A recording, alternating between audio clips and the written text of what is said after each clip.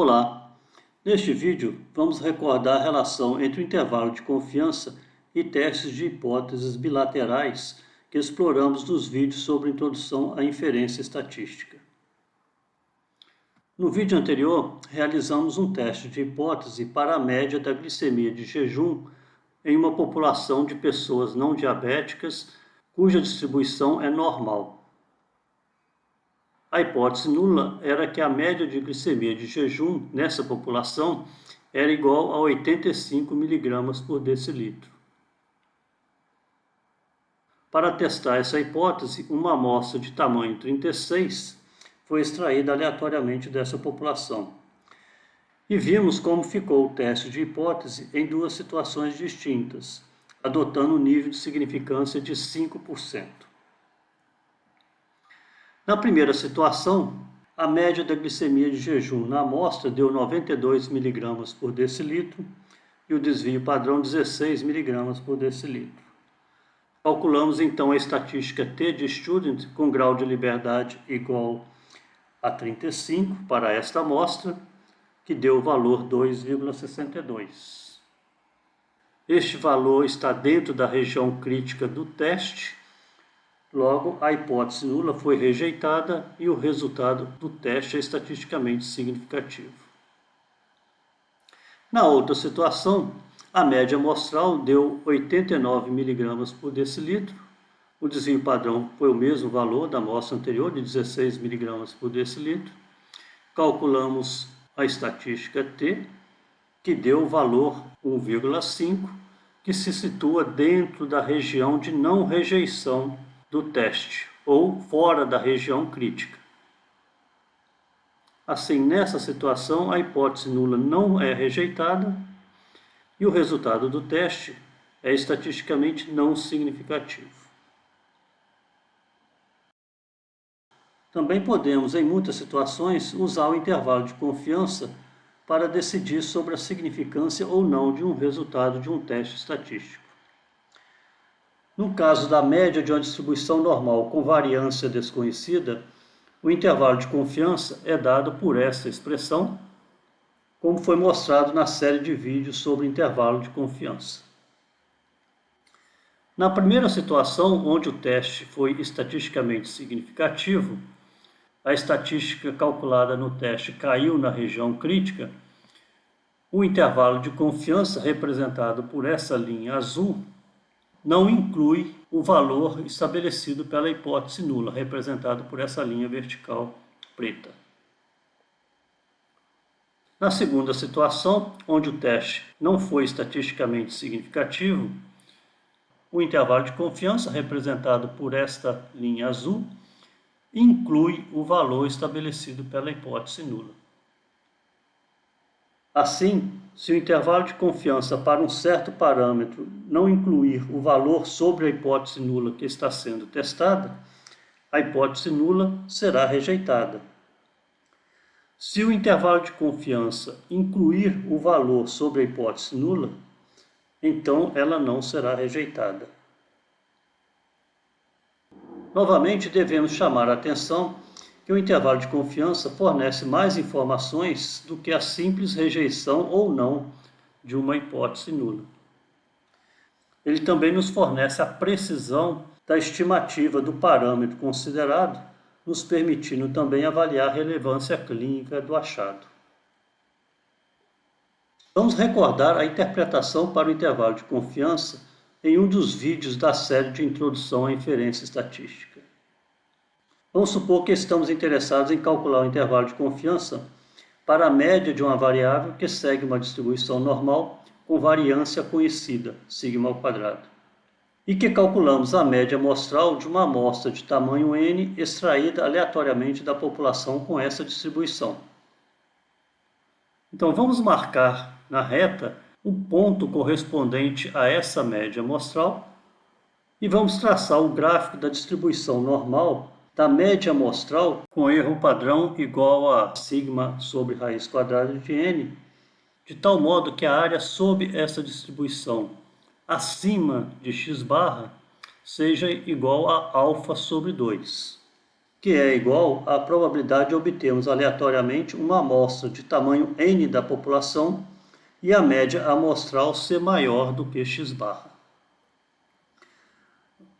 Essa distribuição tem uma média μi, e para toda distribuição de média amostral com média abaixo de μi, a área sobre a distribuição acima de x barra vai ser menor do que alfa sobre 2.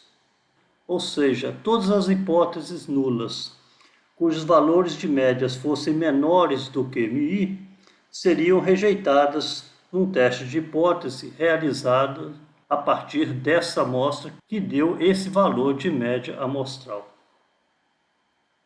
A média dessa distribuição, μi, é então o limite inferior do intervalo de confiança.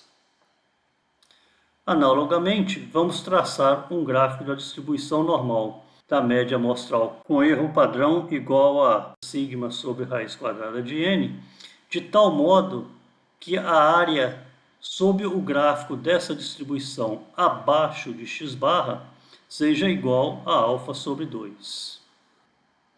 Essa distribuição tem a média μs, e para qualquer distribuição de média amostral cuja média seja maior do que μs, a área sob a distribuição abaixo de x barra vai ser menor do que alfa sobre 2. Então, o valor de μs é o limite superior do intervalo de confiança. Logo, o intervalo de confiança calculado a partir de x barra vai de μi a μs e é dado por essa expressão.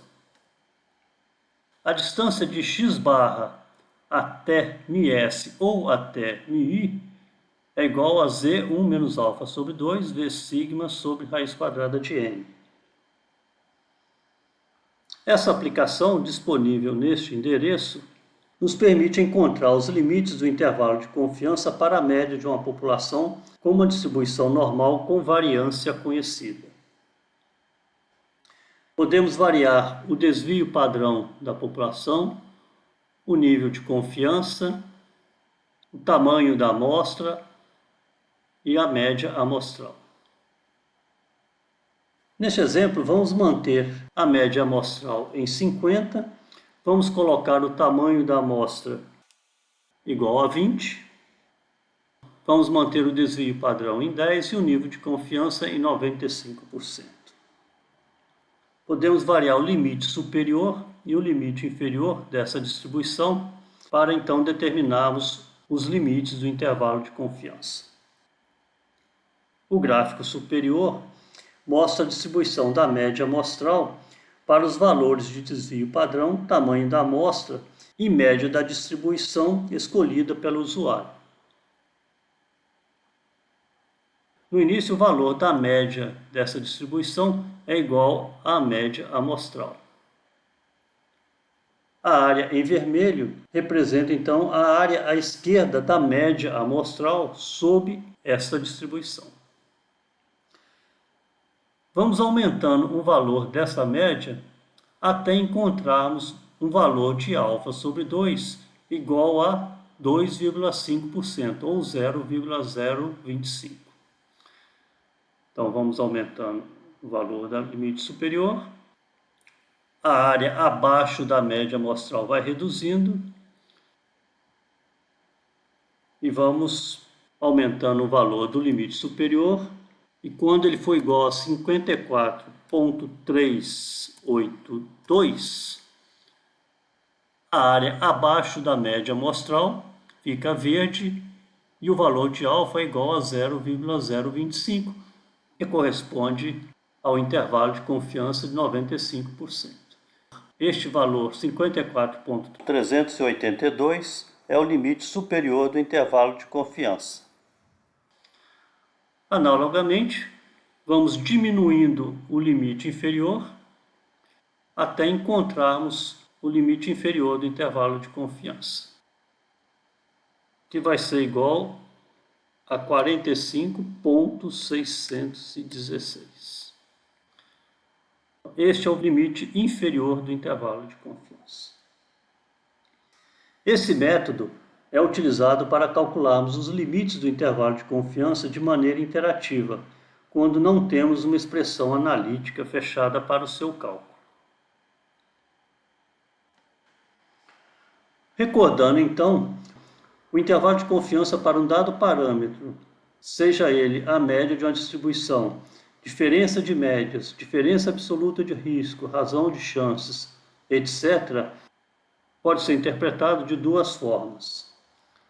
Na primeira delas, o intervalo de confiança com nível de confiança 100 menos α% é o conjunto de valores do parâmetro estudado que são compatíveis com a estimativa do parâmetro obtida no estudo, no sentido de que este intervalo de confiança inclui todos os valores do parâmetro que correspondem a hipóteses nulas que não seriam rejeitadas por um teste de hipótese bilateral com um nível de significância igual a α%. Numa outra interpretação, dado o nível de confiança estabelecido a priori, 100 menos α%, temos uma confiança de 100 menos α% que o intervalo de confiança contenha o valor real do parâmetro estudado.